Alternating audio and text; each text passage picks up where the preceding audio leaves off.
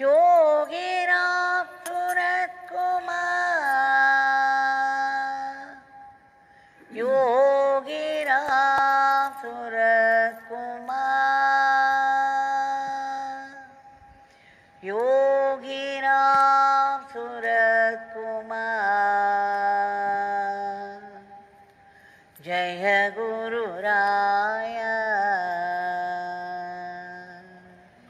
योगीराम सूरत कुमार,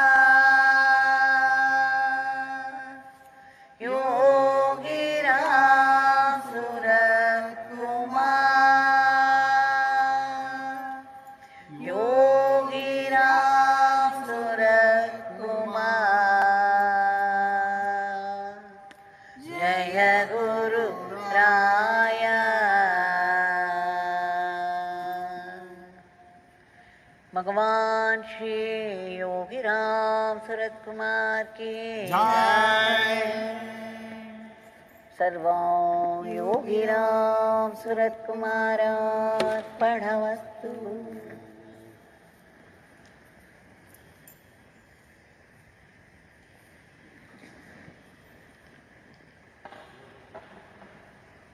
மறுபடியும் இன்றைக்கு இந்த நேரத்தில் ஒரு மணி நேரம் பகவானுடைய சக்தி வாய்ந்த திவ்ய நாமத்தை பாடும் பாக்கியம் அவருடைய பேரருளினால் கிட்டியிருக்கிறது.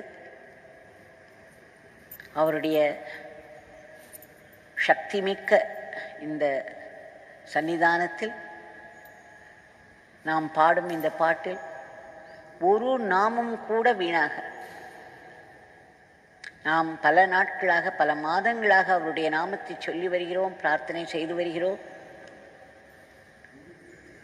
பார்த்தால் காரியம் நடக்காதது போல கூட தோன்றிக் கொண்டிருக்கிறது.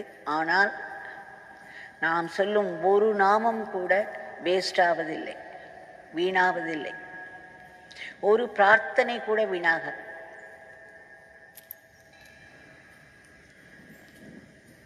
நாமத்துக்கு அத்தனை வலிவு உண்டு, பிரார்த்தனைக்கு அத்தனை வலிவு உண்டு. அது எப்பொழுது பலன் கொடுக்கும் என்பது மட்டும் கடவுளின் கையில் இருக்கிறது. அவர் பகவான் சொல்வார், இந்த பிரபஞ்சத்தை முழுவதுமாக படைத்து அதை இயக்கி வரும் கடவுளுக்கு தெரியும் எப்பொழுது அதை செய்ய வேண்டும் என்று.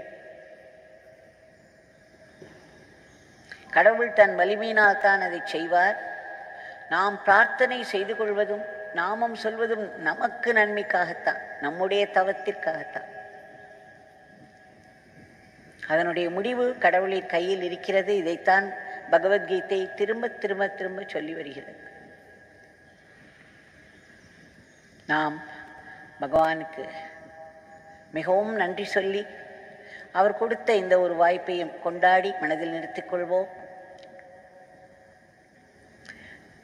பகவான் சன்னதி தெரு வீட்டில் அகரம் ஜெயராமனிடம் சொல்கிறார், முகமது ஜெய்சி என்று ஒரு செயின்ட் இருந்தாராம். அந்த செயின்ட் துளசிதாஸ் அவர்களுக்கு, செயின்ட் துளசிதாஸ்க்கு முன்பு இருந்திருப்பார் போலும். அவருக்கு மிக ராமாயணமே எழுதியிருக்கிறார். ராமனிடம் அளவு கடந்த பக்தி. ராமாயணம் முழுவதும் அவர் எழுதியிருக்கிறாராம் ஹிந்தியில். அந்த ராமாயணம் மிகவும் துளசிதாஸ் ராமாயணம் போல் பிரபலமாகவில்லை என்றாலும் அந்த ராமாயணத்தை எழுதிய பெருமை அவருக்கு உண்டு. அந்த முகமது ஜெய்சி என்பவர் ஒரு கண் இல்லாதவர், ஒரு கண் பார்வை மட்டும்தான். அவரை பல நிலைகளில் பல பேர் கேலி செய்திருக்கின்றனர். ஒரு முஸ்லிமாக இருந்து கொண்டு ராமநாமத்தை சொல்லி வருவதும் ராமாயணத்தை எழுவதும் சாதாரண விஷயம் அல்லவே. அவர் எத்தனை போராட்டங்களை சமாளித்திருப்பார், எத்தனை துன்பங்களுக்கு இடையில் இதை செய்திருப்பார். பல அவரை ஒற்றை கண்ணன் என்று கேலி செய்வார்களாம். பலர் அவரை பல விதங்களில் திட்டி தீர்ப்பார்களாம். அப்பொழுதெல்லாம் அவர் ஒன்றைத்தான் சொல்லுவாராம், நீங்கள் யாரை திட்டுகிறீர்கள், யாரை கேலி செய்கிறீர்கள்? ஒரு மண்பானை எப்படி அமைகிறது என்பது குயவன் கையில் இருக்கிறது. மண்பானையை திட்டுவதால் என்ன பிரயோஜனம்? மண்பானையை கேலி செய்வதால், நீ இப்படி இருக்கிறாயே, இந்த உருவில் இருக்கிறாயே, இப்படி இருக்கிறாயே என்று மண்பானையை கேட்பதால் என்ன பிரயோஜனம்? குயவனை கேளுங்கள். மண்பானையை படைத்த குயவன் தான் இதற்கெல்லாம் காரணம், அவரை கேளுங்கள் என்று சொல்லிவிட்டு அவர் தன் போக்கில் போய்கொண்டே இருப்பாராம். இதை பகவான் எடுத்து சொல்கிறார். எடுத்து சொல்லி, ஜெயராமா, இந்த உலகில் நம்மை தூற்றுபவர்கள் இருக்கிறார்கள், போற்றுபவர்கள் எல்லாம் இருக்கிறார்கள். இந்த தூற்றுதல் போற்றுதல் எல்லாம் இறைவனுக்கே என்று விட்டுவிட வேண்டும்.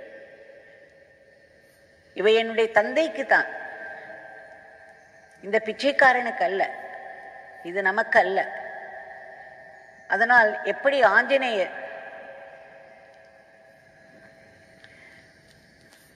இந்திரஜித்தினால் அவர் அசோகவனம் சென்ற பொழுது இந்திரஜித்தின் கையில் பிடிபட்டு தரதரவென்று இலங்கை தெருக்களெல்லாம் இழுத்து வரப்படுகிறார். மக்கள் ஆரவாரம் செய்து அவரை கேலி செய்கிறார்கள், பலவிதங்களில் துன்புறுத்துகிறார்கள். அவர் எதையுமே லட்சியம் செய்யவில்லையா. அவர் மனம், நான் ராம காரியத்தில் ஈடுபட்டிருக்கிறேன், நான் ராவனுக்கு சேவை செய்து கொண்டிருக்கிறேன், நாம் எப்படியாவது ராவணனை கண்டுபிடித்து ராவனுடைய மாளிகைக்கு சென்று அவனுடைய பலத்தை அறிந்து கொள்ள வேண்டும், இதை நான் ராமனிடம் சேர்ப்பிக்க வேண்டும். அவன் மனம் முழுதும், ஹனுமனின் மனம் முழுவதும் ராமன் ராமன் ராமன் என்றே இருந்ததினால், ராம சேவையில் ஈடுபட்டிருந்ததால், இவர் இப்படி சொன்னார், அவர் அப்படி செய்தார், இவர் இப்படி என்னை துன்புறுத்தினார், இவர் இப்படி பேசுகிறார் என்று எதையுமே அவர் லட்சியம் செய்யவில்லையா. அவருடைய லட்சியம் மிகப்பெரியது. நம்முடைய லட்சியம் பெரியதாக இருக்க இருக்க சின்ன விஷயங்களை நாம் அலட்சியம் செய்து விடுவோம். சின்ன விஷயங்கள் நம்மை பாதிக்காது. நம்முடைய லட்சியம் பெரியதாக இல்லை என்றால் ஒரு சின்ன விஷயமும் நமக்கு ஒரு பெரிய துன்புறுத்தலாகவும் ஒரு பெரிய மலை போலும் இருக்கும். இதை பகவான் சொல்கிறார். எந்த ஒரு அவமானத்தையும் எந்த ஒரு துன்புறுத்தலையும் அவர் லட்சியப்படுத்தவே இல்லை ஹனுமான். அதே போல் சீதையை பார்ப்பதற்காக சென்ற பொழுது அந்த அசோகவனம் மிகவும் அழகான வனம், அழகிய மரங்கள் நிரம்பியது. அவைகளெல்லாம் அவர் அழித்தார். அவர் இத்தனை அழகிய மரங்களை நான் அழிக்கிறேனே என்று நினைக்கவில்லை. எப்படி செய்தால் ராமனுடைய காரியம் நடக்குமோ, எப்படி செய்தால் ராவணனுடைய கவனம் தன் பக்கம் திரும்புமோ, ராவணன் முன்னால் நாம் சென்று நிற்போமோ, அவனுடைய பலத்தை நம்மால் அறிய முடியுமோ, அதற்குரிய வேலையை நாம் செய்தே ஆக வேண்டும் என்று தீர்மானித்தவராய் திருட உள்ளத்துடன் அவர் ராம சேவையில் ஈடுபடுகிறார். அதே போல்தான் நாம் எல்லோரும் இருக்க வேண்டும். ஜெயராமா, நாம் நம்முடைய குருநாதருடைய காரியத்தில் ஈடுபட்டிருக்கிறோம், குரு சேவையில் ஈடுபட்டிருக்கிறோம். அந்த சேவை நாம் குருக்காக செய்கிறோம், குருநாதருக்காக செய்கிறோம். அது ஒன்றே நம்முடைய லட்சியம். குருநாதருடைய திருப்தி ஒன்றுதான் நம்முடைய லட்சியம், அவருடைய சந்தோஷம் ஒன்றுதான் நம்முடைய லட்சியம், அவருடைய சேவைதான் நம்முடைய லட்சியம். அது மிகப்பெரிய லட்சியம். ஒரு மலையின் உச்சியில் ஏறுவது போல் நாம் ஒரு மலை உச்சியை நோக்கி ஏறிக்கொண்டிருக்கும் பொழுது மலையின் அமைப்பே எப்படி இருக்கும்? சில சமயம் ஏற்றத்தோடு சில சமயம் இறக்கத்தோடு இருக்கும். நாம் சில சமயம் ஏறிக்கொண்டே செல்வோம், திடமென்று ஒரு இறக்கம் வரும், நாம் இறங்குவோம், இறங்கித்தான் ஆக வேண்டும் அடுத்த ஏற்றத்துக்கு போவதற்கு. அப்பொழுது இறங்கும் பொழுதும் நாம் மலை உச்சியை நோக்கித்தானே செல்கிறோம். அப்பொழுது இறங்குவது என்று சொல்ல முடியுமா? அதுவும் ஒரு ஏற்றம் தானே. மலை உச்சியை நோக்கி செல்லும் வழியில் எது நமக்கு எதிர்பட்டாலும் அது ஏற்றம்தான். Everything is progress. பகவானுக்கு எப்படி இருக்கிறீர்கள் என்று, இந்த நாடு எப்படி இருக்கிறது என்று யாரிடமாவது கேட்டார், இந்தியா இஸ் ப்ரோக்ரஸிங் என்று சொன்னால் அப்படி அகமகிழ்ந்து விடுவாராம். இந்த பிச்சைக்காரனுக்கு பிடித்த வார்த்தையை சொல்லிவிட்டாய் ஜெயராமா என்று கொண்டாடுவாராம். In life, whatever we do, whatever happens to us is only progress. எது நடந்தாலும் நாம் லட்சியத்தை நோக்கி முன்னேறி கொண்டிருக்கிறோம் என்ற நினைப்பையே நாம் பற்றி கொள்ள வேண்டும். அதை வைத்தே சேவை செய்ய வேண்டும். அதை வைத்தே வாழ்க்கையை நடத்த வேண்டும். அதற்கு மாற்றி எது நடந்தாலும் அதை இதற்கு சாதகமாக ஏற்றுக்கொள்ள வேண்டுமே தவிர அதை நினைத்து குமைந்து போய் நம்முடைய லட்சியத்தை விட்டுவிடக்கூடாது. பலமுறை வழிக்கு விழுவோம். சொல்வது ஈஸிதான், செய்வது மிகவும் கடினம். எத்தனை முறை விழுந்தால் என்ன, நாம் எழுந்திருப்பது தானே முக்கியம். எழுந்திருக்கும் பொழுது லட்சியத்தை நினைத்து அதை நோக்கி போவதுதான் முக்கியம். இதே பகவான் திரும்ப திரும்ப அகரம் ஜெயராமனிடம் சொல்கிறார். இந்த சேவைதான் முக்கியம், அந்த காரியம்தான் முக்கியம். நாம் குருநாதருக்கு செய்யும் சேவையில் எந்த ஒரு தடை வந்தாலும் அதை நாம் லட்சியம் செய்யக்கூடாது என்று. அதன் பிறகு அவர் சொல்கிறார், இந்த பிச்சைக்காரனை பார்க்கும் பொழுது பலர் நமஸ்தே நமஸ்தே என்று சொல்வார்கள், காலில் விழுந்து வணங்குவார்கள், கைகூப்பி பக்தியோடு இருப்பார்கள். ஆனால் இந்த பிச்சைக்காரன் வளர்க்கும் நாய் இருக்கிறது அல்லவா, சாய்பாபா, அது செல்லும் பொழுது அதன் முகத்திலேயே அடிப்பார்கள், அதன் மேல் கல்லை தூக்கி விட்டறிவார்கள், அதை துன்புறுத்துவார்கள். அவர்களுக்கு நன்றாக தெரியும் இந்த பிச்சைக்காரனிடம் அது இருக்கிறது என்று. அதே போல் இந்த பிச்சைக்காரனுக்கு சேவை செய்பவர்கள் இந்த பிச்சைக்காரனை போட்டு விழுந்து விழுந்து வணங்குவார்கள் சிலர். ஆனால் இந்த பிச்சைக்காரனுக்கு சேவை செய்பவர்களை சதா சொல்லால் அடித்துக் கொண்டே இருப்பார்கள், பல குற்றங்களை கண்டுபிடிப்பார்கள். இது எந்த விதமான பக்தி ஜெயராமா என்று கேட்கிறார். இது எவ்வளவு பெரிய விஷயம். இதை நான் படிக்கும் பொழுது மிகவும் ஒரு ஓவர்வெல்மிங் ஃபீலிங் உள்ளானேன், உணர்ச்சி வசப்பட்டேன். எப்பேற்பட்ட பாதுகாப்பு! அவருடைய சேவையில் ஈடுபடுபவர்களுக்கு பகவானுடைய எவ்வளவு பெரிய பாதுகாப்பு இருக்கிறது. நம்மேல் விழும் அடியெல்லாம், சாய்பாபா மேல் விழும் அடியெல்லாம் அவர் உள்ளத்தில் விழுந்திருக்கிறது. சாய்பாபாவை யார் துன்புறுத்தினாலும் தன்னை துன்புறுத்துவதாக அவர் நினைத்திருக்கிறார். தனக்கு சேவை செய்பவர்கள் எந்த ஒரு துன்பத்திற்கு ஆளானாலும் அது பகவானை பாதிக்கிறது. பகவான் தனக்கு அது வருவதாக அதை எடுத்துக்கொள்கிறார். இப்படித்தான் புலம்புகிறார் அகரம் ஜெயராமனிடம். இந்த பிச்சைக்காரனுக்கு நமஸ்தே சொல்லி என்ன பிரயோஜனம்? காலில் மீண்டும் மீண்டும் விழுந்து கும்பிடுகிறார்கள். ஆனால் இவனுக்கு சேவை செய்து கொண்டிருக்கும் சாய்பாபாவை போட்டு அடிக்கிறார்கள், துன்புறுத்துகிறார்கள். ஜெயராமா, நாம் அதையெல்லாம் லட்சியம் செய்ய வேண்டாம். நம்முடைய லட்சியம் நம்முடைய குருநாதருக்கு சேவை செய்வதே. நம்மால் முடிந்த வகைகளில் எவ்வளவு முடியுமோ அவ்வளவு சேவை செய்து கொண்டிருப்பதுதான். மலை உச்சியை நோக்கி போவதுதான். அதில் ஏற்றம் வரலாம், இரக்கம் வரலாம். இரக்கத்தையும் நாம் ஏற்றமாக கொள்ள வேண்டும். ஏனென்றால் அந்த இறங்கினால்தான் அடுத்த ஏற்றம். மலையின் அமைப்பு அப்படி இருக்கிறது. இயற்கையிலேயே கடவுள் அப்படித்தான் சிருஷ்டித்திருக்கிறார். நம்முடைய ஆன்ம வளர்ச்சிக்காகத்தான் இந்த தேகம், நம்முடைய ஆன்ம வளர்ச்சிக்காகத்தான் இந்த வாழ்க்கையை நம்மிடம் கொடுத்திருக்கிறார். இதில் நாம் எண்ணும் ஒவ்வொரு எண்ணமும், சொல்லும் ஒவ்வொரு சொல்லும், செய்யும் ஒவ்வொரு செயலும் இறைவனின் சேவையாக மாற வேண்டும். நாமே சாப்பிடுகிறோம். நாம் சாப்பிடும் உணவாக மட்டும் அதை பார்த்து ஒரு ருச்சியோடு ஒரு போகியாய் அதை சாப்பிடலாம்.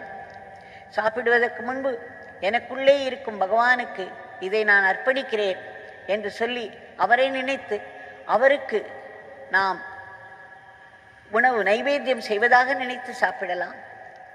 கங்கையில் குளிக்கும் பொழுது அதை வெறும் தண்ணியாக பார்த்து குளிக்கலாம். இவள் புனித கங்கை, என் உடலை மட்டுமல்ல என் மனதையும் சுத்தம் செய்வாள், என்னுடைய பாபங்களை எல்லாம் நீக்குவாள் என்று பக்தியுணர்வோடு நம்பிக்கையோடு குளித்தாள். அவள் பாபத்தையும் நீக்குவாள். இப்படி நம்முடைய பாவனை ஒன்றுதான் முக்கியம் என்று பகவான் சொல்கிறார். நமக்கெல்லாம் திரும்ப திரும்ப எடுத்து சொல்லிக் கொண்டே இருக்கிறார் பகவான் பல வகைகளில். குருநாதருடைய சேவைக்கு மேலே ஒன்றும் சாதனா கிடையாது. இது எல்லோருக்கும் கிடைக்காத பாக்கியம். இந்த சேவையில் ஈடுபடும் பொழுது எதையுமே நாம் லட்சியம் செய்யக்கூடாது. உச்சியை நோக்கி போவது ஒன்றுதான், குருநாதருடைய சந்தோஷம் ஒன்றுதான் நம்முடைய லட்சியம். இதை திரும்ப திரும்ப சொல்லும் பகவானுக்கு நாம் நன்றி சொல்லி மனதில் இருத்தி அவருக்கு இன்றைய பிரார்த்தனையை சமர்ப்பிப்போம். பகவான், தாங்கள் உடனடியாக குறுக்கிட்டு நடப்பதெல்லாம் இறைவனுடைய சங்கல்பம் என்றாலும் அந்த இறைவன் தான் அதை மாற்ற முடியும். பகவான் ஒரு இடத்தில் சொல்கிறார், எந்த ஒரு சூழ்நிலையும் நம் தந்தை படைத்து விட்டு அதை தனக்கு உபயோகமாக்கிக் கொள்வாராம். எந்த ஒரு சூழ்நிலையும் தனக்கு உபயோகமாக்கிக் கொள்வதற்காகத்தான் அதையே படைக்கிறார். அதை எப்படி சமாளிப்பது, அதை எப்படி உபயோகித்துக் கொள்வது என்று தந்தைக்கு தெரியும் என்கிறார். இன்றைய சூழ்நிலை எத்தனையோ நன்மைகளையும் செய்து கொண்டிருக்கிறது. ஒரு பிரபஞ்ச அளவில் எந்த மாதிரியான ஒரு பெரிய நன்மை நடந்து கொண்டிருக்கிறது என்பதை நம்மால் ஊனக்கண்ணால் தெரிந்து கொள்ள முடியாது, சிற்றறிவினால் புரிந்து கொள்ள முடியாது. ஆயினும் நாம் காணும் காட்சியை பொறுத்தவரையில் பல துன்பங்கள் பல விதங்களில் அனுபவித்து வருகின்றனர். பகவானிடம் மீண்டும் மீண்டும் வேண்டிக் கொள்கிறோம், தாங்கள் உடனடியாக குறுக்கிட்டு இந்த வியாதி பரவுவதை தடுத்து நிறுத்தி இந்த மனித குலத்தை இந்த கொடிய நோயின் பிடியிலிருந்து விடுவித்து மீண்டும் சகஜ நிலைக்கு திருப்ப வேண்டும். ஏதேனும் ஒரு மருந்தில் நுழைந்து இதை உடனடியாக கொல்லக்கூடிய அந்த பவரை அந்த மருந்துக்கு தாங்கள் வழங்க வேண்டும். மக்கள் பயமில்லாமல் நடமாட வேண்டும். விழுந்து கொண்டிருக்கும் பொருளாதாரத்துக்கு தாங்கள் ஒரு பெரிய ஏற்றம் தர வேண்டும். இந்த களத்தில் இறங்கி நோயை எதிர்த்து போராடும் அத்தனை தபஸ்விகளுக்கும் அத்தனை செயல் வீரர்களுக்கும் தாங்கள் ஒரு பெரிய பாதுகாப்பை தர வேண்டும்.